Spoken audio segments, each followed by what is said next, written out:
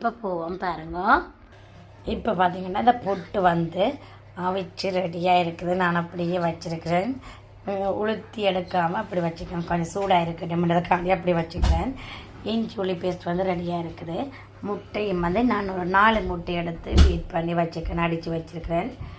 இதில் வந்து leaks, carrot, வெங்காயம், இதில் கருவேப்பிலை, ரம்பையில், மற்றது கறி மிளகாய், மற்றது லீக்ஸும் வச்சுக்கிறேன். அந்த இப்போ உருளைக்கிழங்கும் மஞ்சளும் கொஞ்சம் உப்பும் போட்டு பிரட்டி ஊற வச்சுக்கிறேன். அதே மாதிரி கத்திரிக்காயும் அதே மாதிரி செய்து வச்சுக்கிறேன். உப்பும் மஞ்சளும் போட்டு செய்து வச்சுக்கிறேன். இப்போ வந்து தேவையான எந்த எண்ணெய்னாலும் நீங்கள் யூஸ் பண்ணலாம்.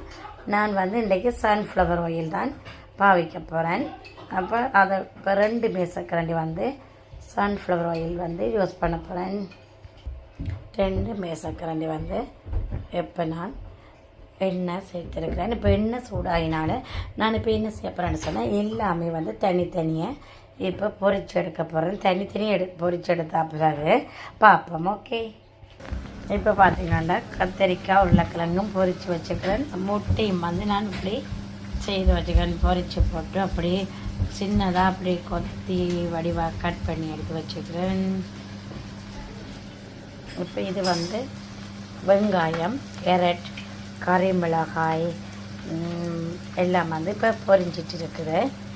இப்போ எல்லாமே பொரிஞ்சு வந்த பிறகு எல்லாம் பார்ப்போம். ஓகே.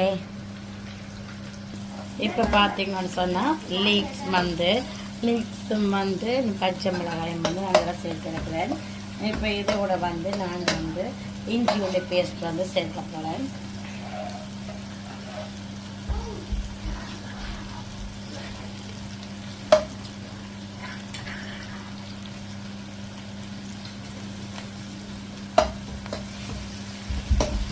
பச்சை மிளகாய் நீங்கள் வந்து ஃபுல்லாக கட் பண்ணாமல் அதை சும்மா 2 அப்படி மெல்லவாக கட் பண்ணிவிட்டு 2 ஃபுல்லாக கட் பண்ணாமல் அப்படி ஓப்பன் பண்ணி வச்சுங்கன்னா ஓகே.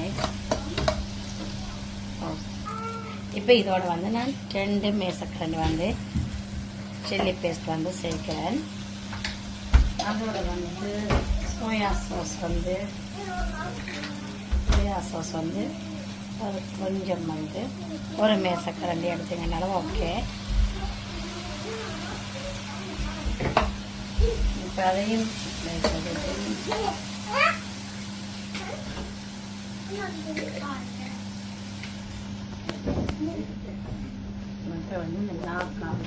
அந்த பேஸ்ட் வந்து கொஞ்சம் வந்து சேர்க்குறேன்.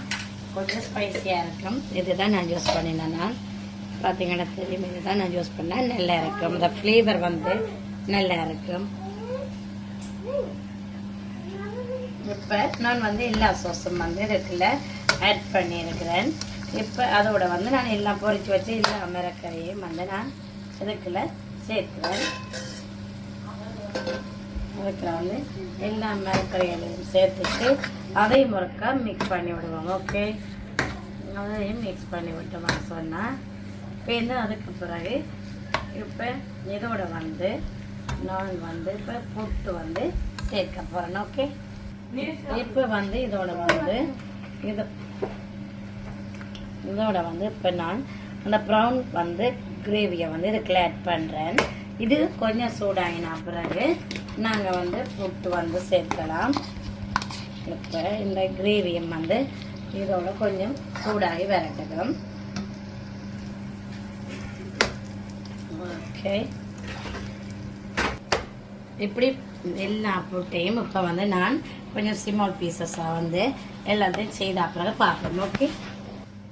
இப்போ எல்லாம் வடிவாக மிக்ஸ் பண்ணி பார்த்துட்டு இப்போ நீங்கள் இப்போ எல்லா வடிவாக மிக்ஸ் பண்ணி பார்த்துட்டு உப்பு காணாதண்டா உப்பு வந்து சேர்த்துக்கொள்ளுங்க. உப்பையே ஏனண்டா புட்டு எல்லாம் போட்டு மிக்ஸ் பண்ணினா பிறகு கொஞ்சம் கஷ்டமாக இருக்கும். அதே மாதிரி வந்து இப்போ நான் கொஞ்சம் வந்து முட்டையும் வந்து இதில் ஆட் பண்ணுறேன். முதல்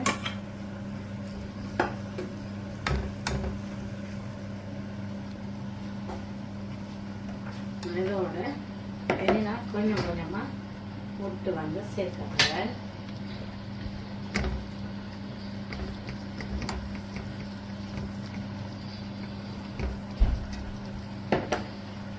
இப்படி கொஞ்சம் கொஞ்சமாக நீ எல்லாம் புட்டையும் சேர்த்து இப்படி மிக்ஸ்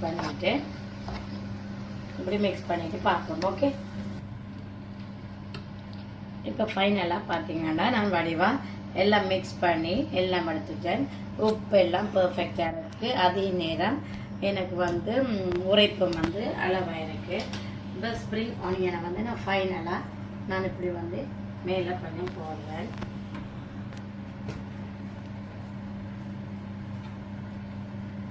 இப்படி நான் போட்டுட்டு இந்த உண்மையிலேயே பார்த்தீங்கன்னா நல்ல இதாக இருக்குது. ஓகே, இதை வந்து நாங்கள் இப்போ ஒரு பவுல் ஒன்றில் சர்வ் பண்ணிட்டு பார்ப்போம். இப்போ பார்த்தீங்கன்னா ஃப்ரெண்ட்ஸ், இந்த நான் பிளேட்டில் வந்து இப்போ சர்வ் பண்ண ரெடி பண்ணிட்டேன். ஓகே, மீட்டன் இதை போய் டேஸ்ட் பண்ணி பார்த்துட்டு நீங்கள் சொல்கிறீங்களா எப்படி இருக்குன்னு சொல்லி. நான் ஆனஸ்டாக இருக்க போகிறேன். ஏன் ஆனஸ்டாக தான் சொல்லணும் வேணா? ஏன் மாமி செய்ததுக்காண்டி சும்மா சொல்லக்கூடாது, டைம் எடுத்து சாப்பிட்டுட்டு தான் சொல்லணும் வேணா? இதை நீங்கள் காமெண்ட்டில் ரேட் பண்ணுங்கள். பட் நான் சொல்கிறேன் 9.7. 9.7 போடுறீங்களே. ஆனால் ப்ரௌனோட சாப்பிட்னா 10 out of 10 டெஃபினெட்லி. ஓகே, இந்த ப்ரௌன் கிரேவி நான் இங்கே ஆட் பண்ணியிருக்கிறேன். இதில் வந்து உண்மையிலேயே ஃப்ரெண்ட்ஸ் நான் வீடியோக்கு வந்து சொல்லல, உரைப்பு உப்பு எல்லாமே வந்து அளவாக இருக்குது. சின்னாக்களும் பெரியாக்களும் சாப்பிடக்கூடிய மாதிரி இருக்குது. நீங்களும் இதே மெத்தடில் செய்து பாருங்க, நல்ல டேஸ்ட்டாக இருக்கும். இதை நீங்கள் மறக்காமல் இந்த வீடியோ பார்த்துட்டு போகாமல் ப்ளீஸ் சப்ஸ்கிரைப் பண்ணிவிட்டு and also smash that subscribe button. Yes, and comment பண்ணுங்க, like comment how you like this transaction. Okay, மறக்காம எங்களோட வீடியோவை லைக் பண்ணுங்க, ஷேர் பண்ணுங்க, கமெண்ட் பண்ணுங்க. நெக்ஸ்ட் வீடியோவில் நான் சந்திக்கிறேன். Thank you. Bye.